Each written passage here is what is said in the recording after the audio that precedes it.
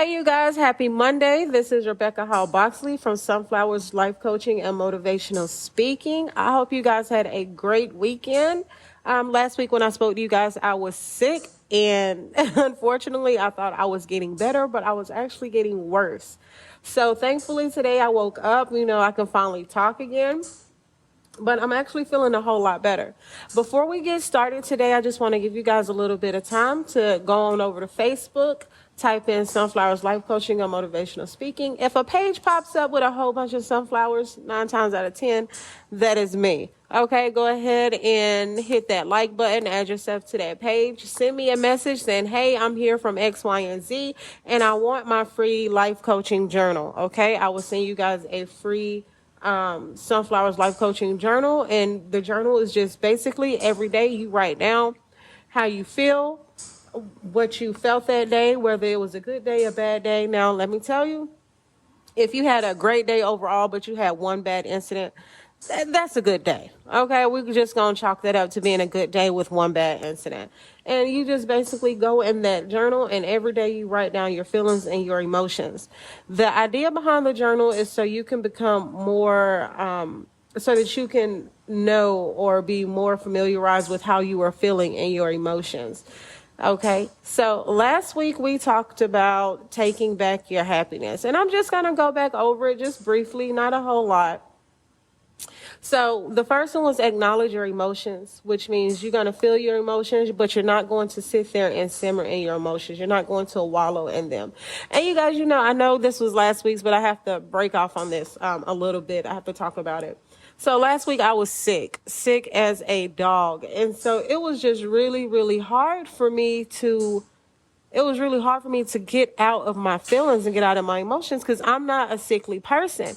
And as I'm sitting there for that whole week being pretty much unproductive, and I hate not being productive. As I'm sitting there not being productive, I am just wasting away, this valuable time, these valuable days that I can be doing something with it. But I acknowledged those feelings. I acknowledged that I was feeling a little bit under the weather, and it was because I was sick, but that still didn't help me mentally because I'm used to being constantly doing something, constantly on the move, and I felt them. I allowed myself to sit there, and I took a day to where I just wallowed in my self-pity and my emotions. But the next day I woke up, I said, sis, okay, this is how we felt, but this is why you're feeling this way. And so we are going to keep it pushing. And it helped. It really did help. I eventually was able to reorganize my thoughts and get strap my mind around it and move on from it. Okay. So be content with the person that's in the mirror. Don't compete for anybody's attention. Treat yourself like you deserve to be happy, and find time to enjoy family and friends. That was all under the podcast for taking back your happiness. This week, we are going to talk about taking responsibility for your actions. Now, listen, y'all. I know a lot of y'all don't want to hear this. A lot of y'all want to continue to blame other people for why you're going through the stuff you're going through. So we're just going to jump into it. This segment has 5 points as well. And it's stop blaming others, eliminate the excuses. Be accountable for the things you do. Forgive yourself and understand that you are human. So we are going to jump off with stop blaming others.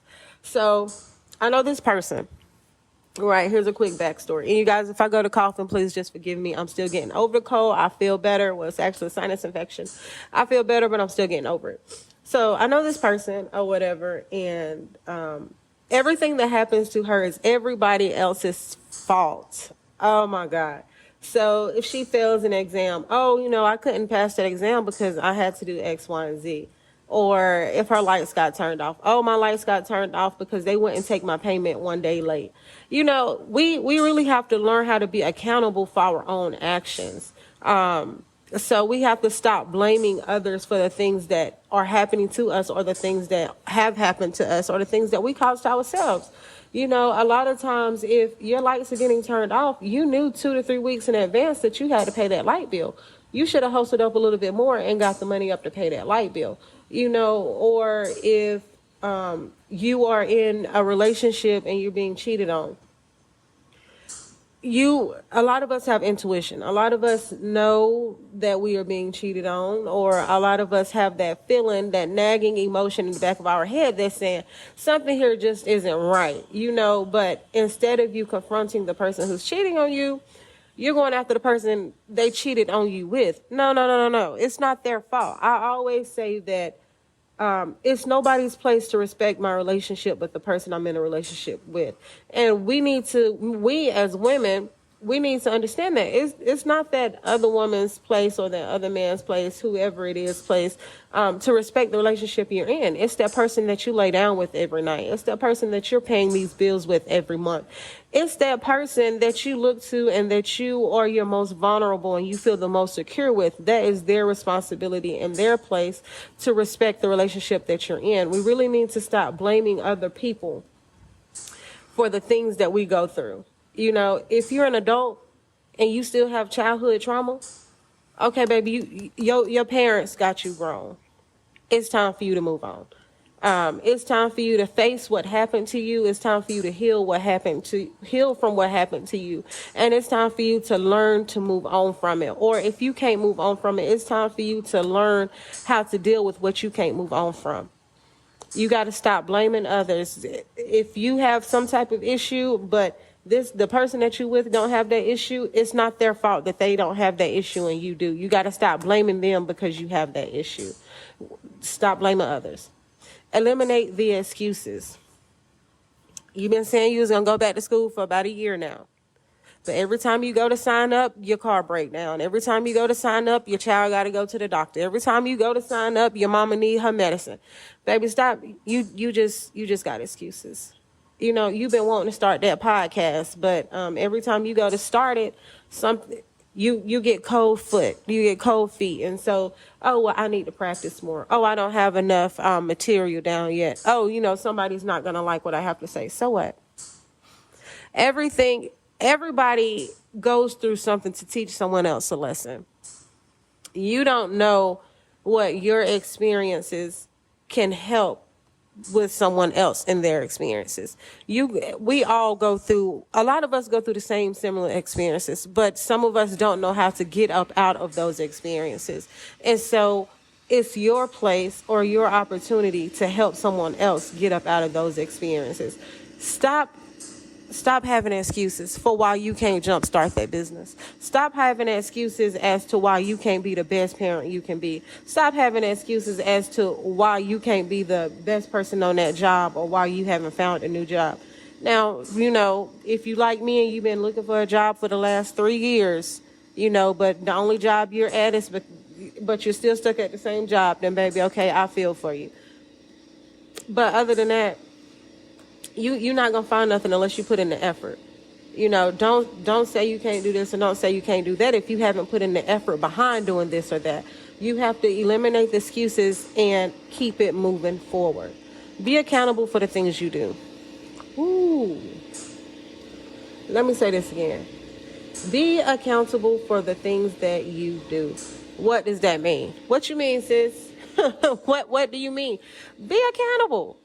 Let's say, for instance, you went into work and you was having a bad day. You was having a bad day, which is fine. Everybody has a bad day, but you flipped out on your supervisor, and so now she done fired you.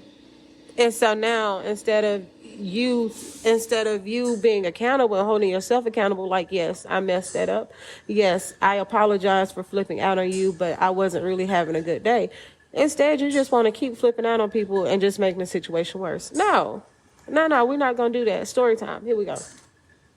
So I know this girl or whatever, and she had 4 kids. The girl had 4 kids, and she lost custody of 3 of her kids. The first child she lost custody of, the caseworker came to her, and the caseworker was like, ma'am, all you have to do is complete these classes. Complete these classes within a year, you can get your child back. It was 2 years before she completed the classes. And when she completed the classes, it wasn't completed consecutively. They were split up. She completed this class, and then 6 months later, she completed this class. Caseworker came to her and said, ma'am, listen, I'm really proud of you for completing your classes, but, you really have to complete them within 1 year. You have to complete them within a year's time span, which granted, I feel for the lady because the caseworker should have given her that backstory prior to the 2 years of her completing these classes. But that isn't what happened.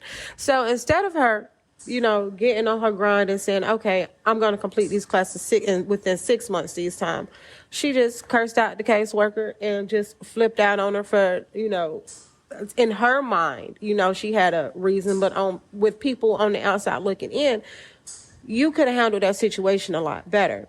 And so whenever she talks to people and she tells people, yeah, I have 4 kids, but I only have custody of 1, they ask her, well, why do you only have custody of 1? Oh, my caseworker didn't like me. My caseworker didn't like that I was beautiful. My caseworker didn't like because I kept my hair done all the time. My caseworker was just a hater. No, let's back up. Your caseworker didn't give you the kids back because you showed that you were not capable of being the parent that you needed to be at that time. And the only reason why you have this child is simply because you got a new caseworker and you went to a different city to have this child. Okay, everything didn't add up. That's why you have this child now. Another example is your marriage, or your relationship, or your friendships, or your working professional relationships. If they are rocky, yeah, it's easy to point out all the things that the other person has done to cause this rockiness within your relationship or your marriage. But what part are you playing? Are you supportive? Are you understanding? Are you listening? Are you communicating how you feel and telling that person, listen, this is how I feel. This is how you're making me feel. If I'm making you feel a certain type of way, that's fine. Just let me know so that I can fix it. What are you doing to participate or partake within this rocky situation? So we really need to hold ourselves accountable for the things we do. This next one is really big. Forgive yourself.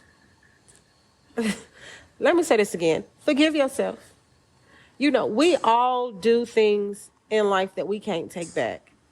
There are situations where you have cheated and you felt terrible for cheating, or there are situations where you done quit this job and now you don't have another job and you really trying to struggle, but you feel like you putting somebody else in a worse predicament because you keep making these bad decisions. You're going to keep making these bad decisions until you learn from them. But in the meantime, forgive yourself for doing it. You're not the person that you was yesterday. You're not the person that you was 10 years ago. You're not the person that you was 5 minutes ago. Forgive yourself for that. It's okay. Forgive yourself and move on.